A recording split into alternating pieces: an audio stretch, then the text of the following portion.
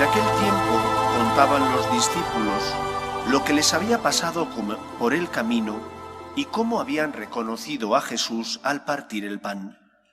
Estaban hablando de estas cosas cuando se presenta Jesús en medio de ellos y les dice: «Paz a vosotros». Llenos de miedo por la sorpresa, creían ver un fantasma. Él les dijo: «¿Por qué os alarmáis? ¿Por qué surgen dudas en vuestro interior? Mirad mis manos y mis pies, soy yo en persona. Palpadme y daos cuenta de que un fantasma no tiene carne y huesos, como veis que yo tengo». Dicho esto, les mostró las manos y los pies, y como no acababan de creer por la alegría y seguían atónitos, les dijo: «¿Tenéis ahí algo que comer?». Ellos le ofrecieron un trozo de pez asado. Él lo tomó y comió delante de ellos y les dijo: «Esto es lo que os decía mientras estaba con vosotros, que todo lo escrito en la ley de Moisés y en los profetas y salmos acerca de mí tenía que cumplirse». Entonces les abrió el entendimiento para comprender las Escrituras y añadió: «Así estaba escrito: el Mesías padecerá, resucitará de entre los muertos al tercer día, y en su nombre se predicará la conversión y el perdón de los pecados a todos los pueblos, comenzando por Jerusalén.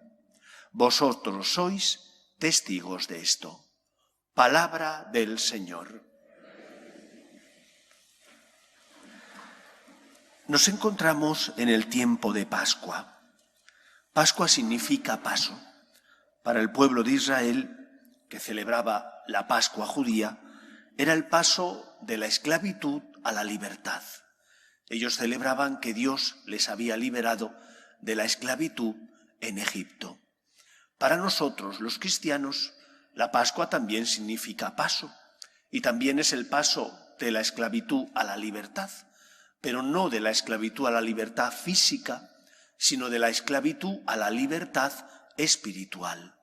Si el ser humano, antes de la muerte y resurrección de Cristo, vivía esclavizado al pecado, porque sentía que el pecado era más fuerte que sus fuerzas, gracias a la muerte y resurrección de Cristo, nosotros sabemos que el pecado no es más fuerte que el amor de Dios.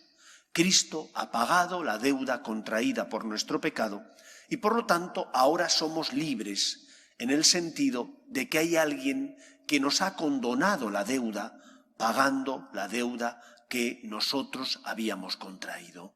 Por lo tanto, Cristo es aquel que nos hace pasar de la muerte a la vida, de la esclavitud a la libertad. Él es el puente por el que tenemos que transitar para poder llegar a encontrarnos plenamente con nuestro Padre Dios y por lo tanto a gozar de todos esos dones que Él ha creado para nuestro auxilio y para nuestro bien. Esos dones los disfrutaremos plenamente cuando Dios nos llame a su presencia en el cielo. Pero mientras tanto los disfrutamos ya anticipadamente gracias a los sacramentos. Los sacramentos instituidos por Cristo son auxilios que Cristo instituyó para consolar, auxiliar, dar fuerza, perdonar a los hombres que estamos heridos por el pecado. Aquí recibimos anticipadamente esos dones que disfrutaremos plenamente en el cielo. Por lo tanto, mediante los sacramentos experimentamos que la gracia de Dios transforma nuestro corazón y que el amor de Cristo perdona nuestros pecados y sana y cura nuestras heridas. Esa debería ser la experiencia de todo cristiano, la de saberse querido y amado por Dios, porque es así. Cristo murió por nosotros. Dirá San Pablo: ¿qué podrá apartarnos del amor de Dios? Y él mismo responde: ni el dolor, ni la aflicción, ni el pecado. Nada podrá apartarnos del amor de Dios. Si tú le abres tu corazón a Cristo, si tú te fías de Él, si tú te pones en sus manos, el Señor, que no quiere la muerte de los hombres, sino que se conviertan y vivan, el Señor sanará y curará nuestras heridas.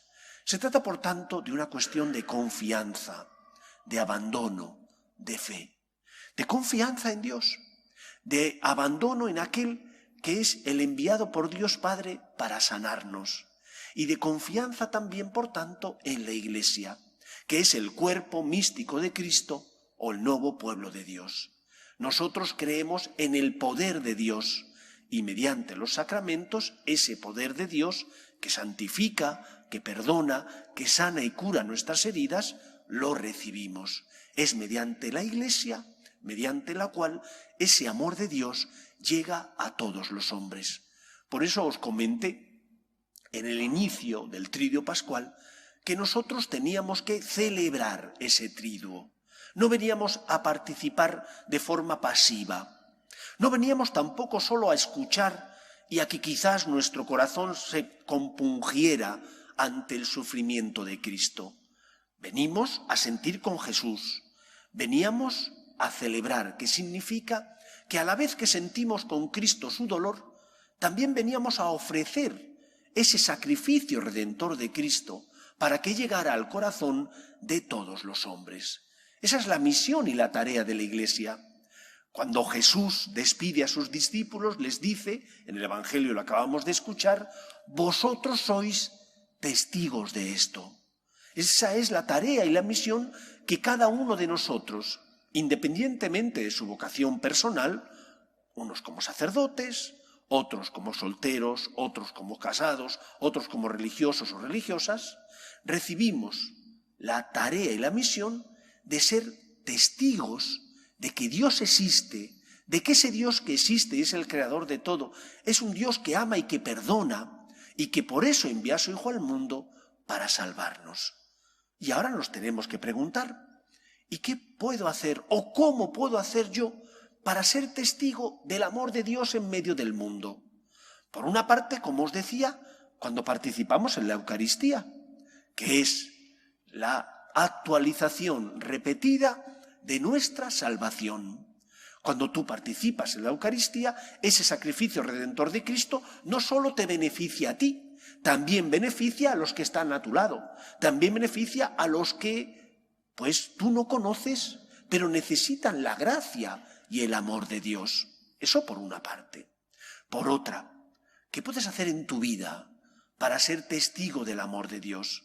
Dice el Señor que viene a perdonar nuestros pecados. Quitando los sacerdotes ministeriales, el resto de fieles no podéis perdonar pecados, no podéis absolver. Es el sacerdote el que absuelve actuando in persona Christi, en la persona de Cristo. El Señor se sirve por medio del sacerdote para perdonar. El cura no perdona, es Cristo el que perdona por medio del cura. El cura es simplemente un instrumento. ¿Pero qué podemos hacer? ¿Qué podéis hacer vosotros? En tu casa, en tu trabajo, en tu relación con los demás. Tú no podrás perdonar pecados, pero sí puedes tener misericordia del que se ha equivocado y perdonarle y tenderle la mano para reconciliarte con él. De igual manera que tú recibes el perdón de Dios, eres testimonio del amor de Dios, de un Dios que es misericordioso, cuando tú tratas con misericordia a los demás. Cuando tú concedes el perdón a los que te han ofendido, cuando tú a una persona que te dice lo siento, eres capaz, aunque te cueste, de decirle te perdono, ánimo, sigue adelante. Y en lugar de guardar rencor en tu corazón, le perdonas de corazón y luchas por tener con ella, con esa persona, una relación basada en el perdón y por lo tanto en el amor. Dios te perdona. Si tú perdonas, si tú eres una persona que, porque has recibido la misericordia de Dios, también tratas con misericordia, estarás siendo luz en medio del mundo. Estarás siendo testigo de que Dios es un Dios que perdona, que es misericordioso y que porque a ti te ha perdonado, también tú perdonas a los demás. En segundo lugar, como nosotros hemos recibido de Dios el perdón y la esperanza, también nosotros tenemos que llevar esperanza a los que están a nuestro lado. ¿Qué es lo que hace Jesús con las apariciones? Consolar y dar fuerza a sus discípulos que estaban con las puertas cerradas porque estaban llenos de miedo. Y cuando Jesús se presenta en medio de ellos, les da su paz. Ellos salen fortalecidos. Aquellos que tenían miedo encuentran fuerza. Aquellos que estaban con las puertas cerradas encuentran fuerza para salir y predicar. Cuando tú que tienes fe, y porque tienes fe, tienes esperanza. La esperanza es fruto de la fe. La esperanza es que creo en aquellas promesas que mi fe me asegura que existen y que Dios me va a dar. Tú, que eres una persona de fe y por lo tanto de esperanza, puedes ser consuelo de los que no tienen ni esa fe ni esa esperanza. Y eres consuelo del que no tiene fe ni esperanza, sobre todo en los momentos difíciles. Cuando una persona está atravesando un momento difícil y siente que tú estás a su lado, que tú le apoyas, que tú le das tu cariño y tu amor, y quizás también en algún momento eres capaz de intentar iluminarle hablándole de la fe que tú tienes y que a ti te consuela en los momentos difíciles. Los que no tienen fe, como nosotros, tienen problemas, pero no tienen la fe que les consuela y que nosotros sí tenemos y que por lo tanto nos da fortaleza y esperanza. Y como testigos del amor de Dios, deberíamos no tener miedo en consolar con nuestro cariño, con nuestra presencia, con nuestros gestos, pero también con nuestra palabra, a aquellos que están necesitados de consuelo, de esperanza, porque no tienen fe y ante las cruces y dificultades de la vida corren el riesgo de desesperar. Si tú les consuelas, porque les ayudas, pero si tú también les consuelas porque tienes con ellos una palabra de esperanza y les hablas del amor de Dios y les hablas de la vida eterna, quizás estés sembrando en su corazón esa esperanza que tú tienes y estarás siendo instrumento del amor de Dios. Por un lado, perdón. Por otro lado, transmitir fe y esperanza, que no nos quita los problemas, pero que nos sostiene en los momentos difíciles, puesto que sabemos que no estamos solos, que ante nuestras caídas Cristo nos perdona, que ante las cruces y momentos donde no comprendemos al Señor, el Señor, si acudimos a Él, nos sostiene. No nos quita los problemas, pero nos sostiene. Se cumple aquello que Él dijo: venid a mí los que estáis cansados y agobiados, y yo os aliviaré. Cristo te alivia y te consuela si tú te fías de Él e intentas amar como Él te ama.